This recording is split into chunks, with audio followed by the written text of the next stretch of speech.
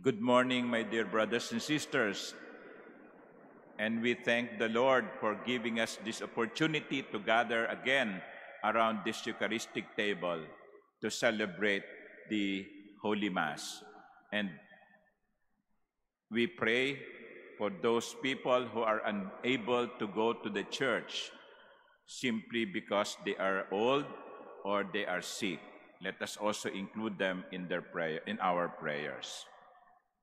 My dear brothers and sisters, the readings of today, especially the first reading and the second reading and the Gospel, remind us of several things. The first is that it reminds us that we are not the owners. We are just custodians.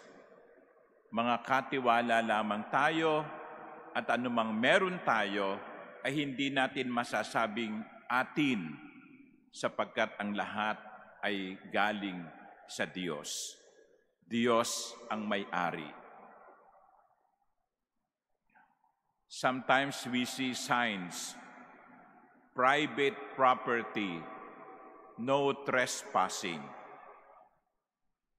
Maybe in the eyes of the law, that is true. It is your property. It is your private property. It belongs to you in the eyes of the law. But we have to be reminded that even if they are privately owned, eventually, if you trace it, they belong to God. Kasi paano mo naman nabili yun? Well, sabihin mo, nagsumikap ako. Nagtrabaho ako, nag-ipon ako. Pero paano mo nagawang magtrabaho? Dahil malusog ka, malakas ang iyong katawan. Kung ikaw ay may sakit, hindi ka makapagtatrabaho. Kaya mo nabibili ang gusto mo sapagkat mayroon kang trabaho. At ikaw ay nakakapagtrabaho sapagkat ikaw ay malusog. Paano kung ikaw ay magkasakit? At saan nanggagaling ang ating kalusugan? Magagawa ba natin ang sarili nating maging malusog? Hindi ba't ang lahat ay galing sa Diyos, pati ang ating buhay? Kaya kung susuriin natin at ititrace natin, oo, private property mo yan. Pero wag mong kalilimutan, ang ugat niyan ay galing sa Diyos. At yan ang gustong ipaalaala sa atin ng Ebanghelyo. Hindi tayo ang may-ari.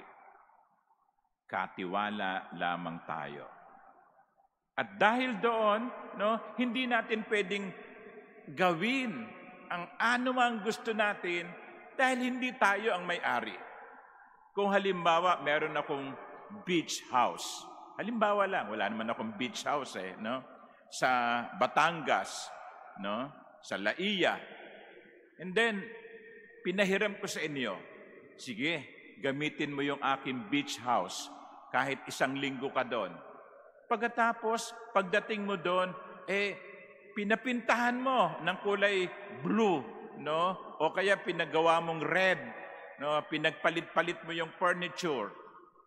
Pag nalaman ko yon, anong mararamdaman ko? Anong sasabihin ko sa iyo? Teka, bakit mo pinakialaman at ginawa ang anumang gusto mo? Hindi naman ikaw ang may-ari. Pinahiram lang kita Bakit mo ginawang orange ang bubong? See? Since we do not own, we cannot do anything just as we please. Kaya kahit anong meron tayo ngayon, ang lahat ng iyan ay ipinagkatiwala lamang sa atin ng Panginoon. At hindi natin ito pwedeng abusuhin at gamitin sa paraang gusto natin. Dapat lagi nating isinasaalang-alang ano ba ang gusto ng may-ari. Ano ang gusto ng may-ari?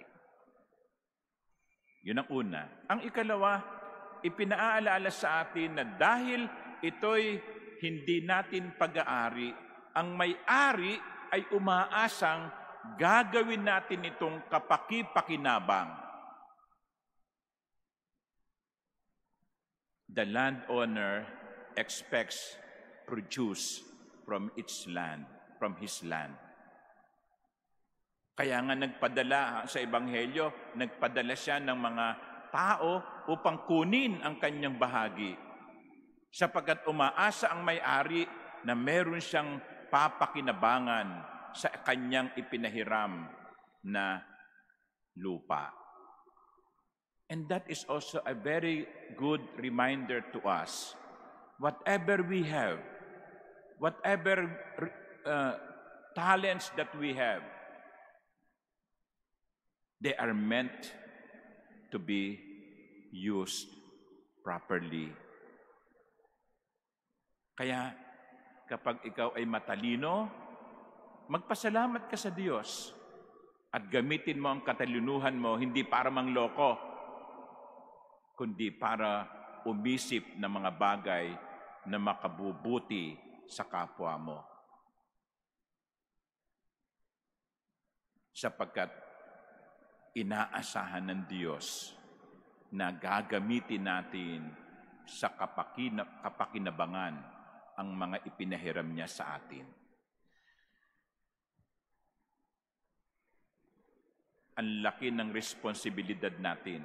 Kaya nga kumisan, nakakatakot no? Because the more blessings that we have, the more blessings that we receive, the more accountable we are. Kaya ingat din kayo sa paghingi sa Diyos, sapagkat yung mga ibinibigay sa atin ng Diyos, yung mga pagpapalang dumarating sa atin, meron tayong pananagutan dyan. Binigyan ka ng ganitong pagpapala, paano mo ito ginamit? Binigyan ka ng ganung biyaya, paano mo ito ginamit? Sapagkat inaasahan ng Diyos na tayo ay magiging kapaki-pakinabang.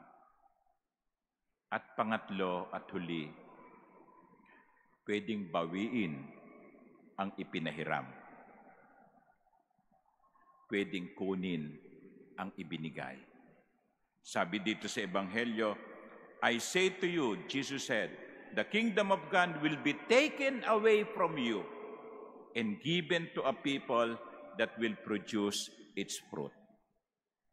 Pwedeng bawiin